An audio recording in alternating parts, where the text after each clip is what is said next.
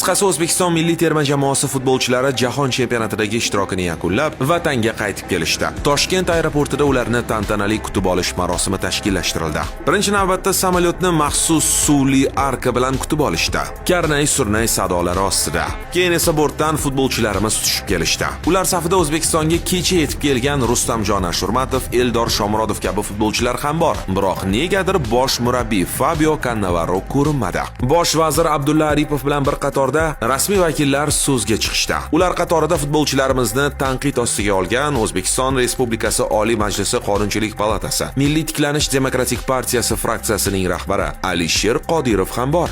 Maydonda 11 ta yigit vatan sha'ni uchun jonini berib, qora ter to'kayotgan paytida biz yaxshi televizor oldida muzdekkina suvlarni ichib o'tirib tomosha qilamiz va xohlagan fikrlarimizni aytishimiz mumkin.